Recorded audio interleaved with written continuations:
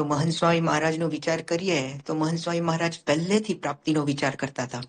1957માં સ્વામી બાપા પાર્ષદ થયા ત્યારનો એક પત્ર મળે છે જેમાં સ્વામી બાપાએ પ્રાપ્તિ વિશે લખ્યું છે. એટલે 1957 થી એ સ્વામી બાપા પ્રાપ્તિ ઉપર એ વિચારતા આવ્યા છે. અને 1990ની સાલમાં 1990માં સ્વામી બાપાની એક ડાયરી હતી. એ ડાયરીમાં સ્વામી બાપાએ પ્રાપ્તિ વિશે લખેલું. એમાં સ્વામી બાપાએ 3 સૂત્ર આપેલા. સ્વામી બાપાએ કહ્યું કે ઓળખાય તે પ્રાપ્તિ, પછી સ્વામી કે આપણું થાય તે પ્રાપ્તિ, અને ત્રીજી વાત કરી કે ભોગવાય તે પ્રાપ્તિ. તો આજે પહેલું જે હતું એ આપણે લઈએ, પહેલું સૂત્ર કે ઓળખાય તે પ્રાપ્તિ. શાસ્ત્રીજી મહારાજના સમયમાં હરમનભાઈ હતા આફ્રિકાના, અને સુરતના મગનભાઈ. હવે બંને એકબીજા સાથે પત્ર વ્યવહાર ખૂબ કરતા, અને એક દિવસ સભામાં બેઠા હતા, પણ બંને જણે એકબીજાની મુલાકાત કરી નહોતી. એટલે એક દિવસ સભામાં બેઠા હતા અને સામે આજુબાજુમાં જ બેઠા હતા. એટલે શાસ્ત્રીજી મહારાજે કહ્યું કે તમે આને ઓળખો છો? મગનભાઈને હરમનભાઈને, હરમનભાઈને મગનભાઈને કે તમે એકબીજાને ઓળખો છો? ત્યારે બંને ના પાડી, અને પછી શાસ્ત્રીજી મહારાજે ઓળખાણ કરાવી કે આ મગનભાઈ છે આફ્રિકાના, અને આ હરમનભાઈ છે આફ્રિકાના, અને આ મગનભાઈ સુરતના. એટલે એકબીજાને ઓળખાણ થઈ એટલે એટલા આનંદમાં આવી ગયા અને એકબીજાને ભેટી પડ્યા. અને પછી એનો સિદ્ધાંત આપતા શાસ્ત્રીજી મહારાજે કહ્યું કે આ રીતે ભગવાનને સંત પણ મનુષ્ય રૂપે જ આવે છે, પણ જ્યારે તેની ઓળખાણ થાય તો ભેટમ ભેટા, અને ઓળખાણ ન હોય તો પાસે જ હોય પણ છેટમ છેટા. આ રીતે ઓળખાય તો પ્રાપ્તિ થઈ કહેવાય. ઓળખાણ ન હોય તો પ્રાપ્તિ હોવા છતાં પણ પ્રાપ્તિ નથી. જેમ કોઈ બાળક હોય અને એની પાસે લેટેસ્ટ મોડલ મર્સિડીઝ ગાડીની હોય, લેટેસ્ટ, પણ જો એને એની ઓળખાણ જ ના હોય, ખબર જ ના હોય કે મારી પાસે શું છે, તો એ લેટેસ્ટ મર્સિડીઝ ગાડી એની પાસે હોવા છતાં એની પાસે નથી. તો ભગવાનને સંતની આપણને પ્રાપ્તિ થઈ છે, તો એ કેવી રીતે ઓળખવી? તો અલગ અલગ રીતે ઓળખી શકાય છે. એમાં એક રીત છે કે એ જે પ્રાપ્તિ થઈ છે એનો બાહ્ય પરિચય કરીએ, પછી એનો આંતરિક પરિચય કરીએ, અને એનો તાત્વિક પરિચય કરીએ. આ રીતે પણ ઓળખી શકાય છે. હવે આપણે મર્સિડીઝ ગાડી લઈએ તો મર્સિડીઝ ગાડીનો બાહ્ય પરિચય શું? તો એનું કલર કયો છે, એનો આકાર કેવો છે, એને કેવી પ્રકારના બારણા મૂક્યા છે, પછી અંદર કઈ બધી સિસ્ટમ છે, ને પેલું ઘણામાં અંદર સ્ક્રીન હોય અને સ્ટેરિંગ વ્હીલ, આ બધું અલગ અલગ જે બહારથી આપણને બધું દેખાતું હોય એની બધી વિશેષતાઓ હોય. તો એનો બાહ્ય પરિચય થયો. પછી આંતરિક એટલે કઈ પ્રકારનું એન્જિન છે, અંદર કેવી રીતે બધું ટેકનિકલ કેવી રીતે બધું કર્યું છે, કેટલા સિલિન્ડર છે, ને એ બધું જે અલગ અલગ હોય ગાડીની અંદર, તો એ જે બધી વસ્તુ જાણવી એને આંતરિક પરિચય કહીએ. અને પછી એનો તાત્વિક પરિચય શું? તો ગાડીનો તાત્વિક પરિચય શું છે? તો એ માઇક છે અને નાશવંત છે. આ એનો તાત્વિક પરિચય થયો. તેમ આપણને ભગવાનને સંત મળ્યા છે, અને પ્રગટ ભગવાનને સંત મહંત સ્વામી મહારાજ રૂપે મળ્યા છે. તો મહંત સ્વામી મહારાજનો બાહ્ય પરિચય એટલે તો સ્વામી બાપા બીએપીએસ સંસ્થાના ગુરુ છે, આટલા બધા મંદિરો બાંધ્યા, આટલા બધા સંતોને દીક્ષા આપી, આ બધા જે કાર્યો છે સ્વામીના, એ એમનો બાહ્ય પરિચય થાય. પછી સ્વામીની ઉંમર વગેરે એ રીતે જોઈએ તો એ પણ એ બધો એમનો બાહ્ય પરિચય આવે.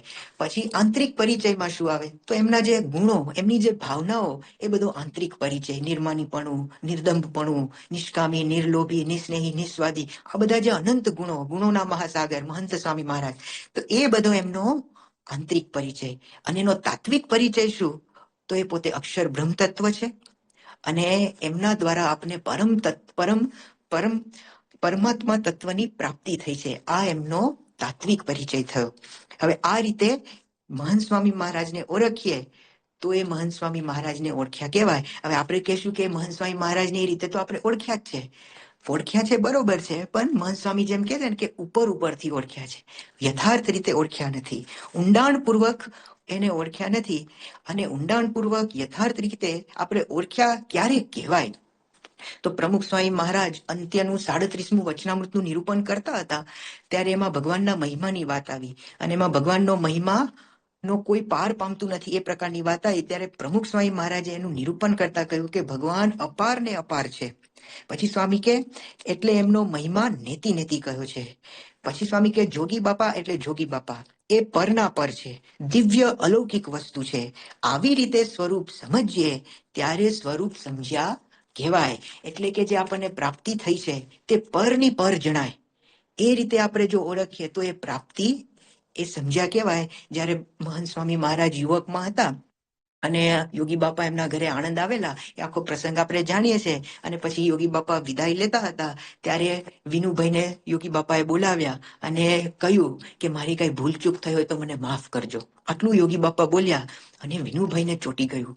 અને એવું ચોટી ગયું તો રોજ બાકડામાં બેસી અને અડધો કલાક 45 મિનિટ સુધી બસ વિચાર્યા જ કરે આ પ્રસંગ ઉપર. એટલે આટલું બધું વિચાર એટલે પછી સ્વામી બાપા ગુરુપદ આવ્યા ત્યારે સ્વામીને પૂછ્યું હતું એકવાર કે સ્વામી આપ યોગી બાપા ના 45 મિનિટ સુધી આપ વિચાર કરતા, તો આપ શું વિચાર કરતા એટલો બધો? ત્યારે સ્વામી બાપાએ વાત કરી કે યોગી બાપાનો વિચાર કરતો ત્યારે એનો છેડો જ ના આવે.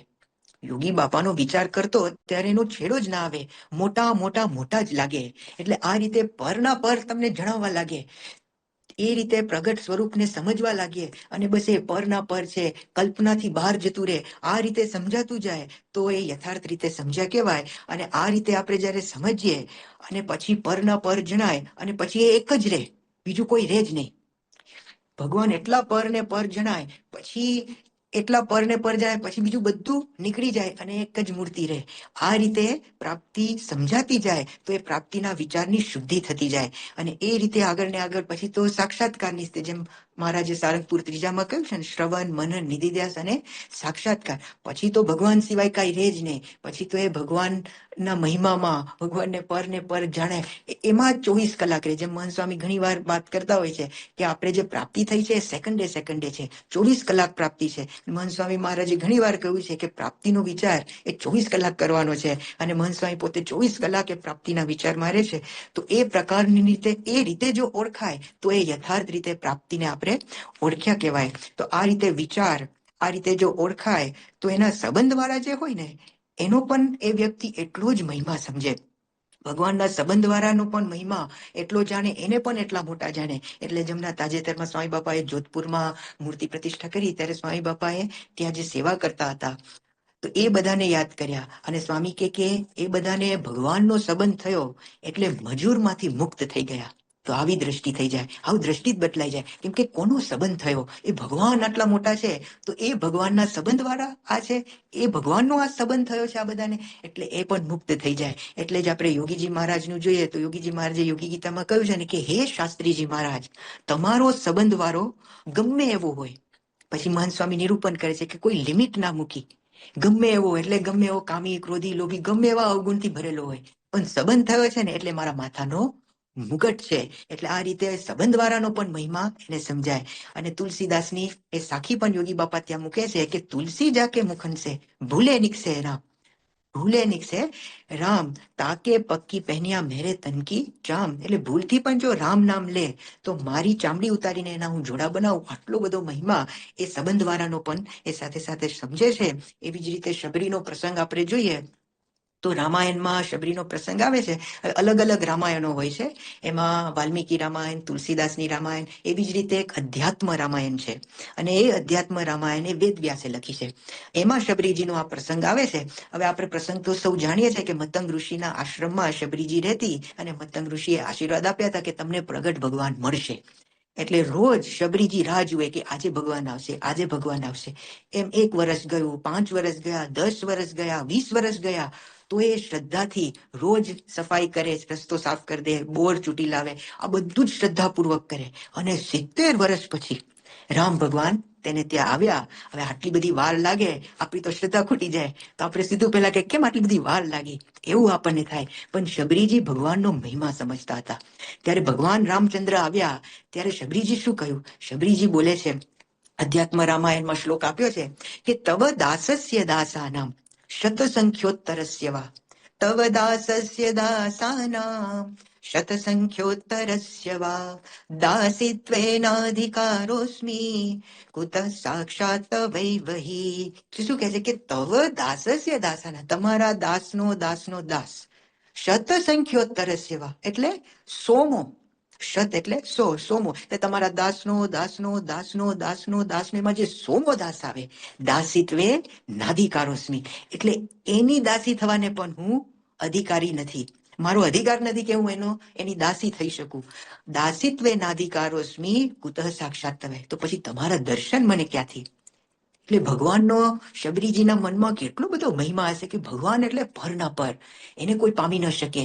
એટલા મોટા ભગવાનના હું દર્શન કરું છું, મારી તો કોઈ લાયકાત જ નથી કે આ ભગવાનના દર્શન કરું. એટલે ભગવાનના દાસના દાસને જે સોમો દાસ આવે એનો દાસ થવાને પણ મારો કોઈ અધિકાર નથી, તો સાક્ષાત ભગવાન મને મળી જાય એ ક્યાંથી શક્ય બને? તો આ રીતે મહિમા એ વિચાર કરીએ, પ્રાપ્તિનો આ રીતે વિચાર કરીએ, તો પછી એનું પરિણામ શું આવે? તો એક ભગવાન જ રહે. અને પછી જે મહારાજ વાત કરે છે ને મધ્યના 13ના વચનામૃતમાં, કે તે સ્વરૂપને તો તમે પણ દેખો છો, પણ તમારા સમજ્યામાં પરિપૂર્ણ આવતું નથી. અને જ્યારે એ સ્વરૂપ સમજ્યામાં પરિપૂર્ણ આવશે ત્યારે પંચ વિષય કે કામ ક્રોધાધિક સ્વભાવ તે જીત્યામાં પ્રયાસ થશે નહીં, સેજે જ જીતાઈ જશે.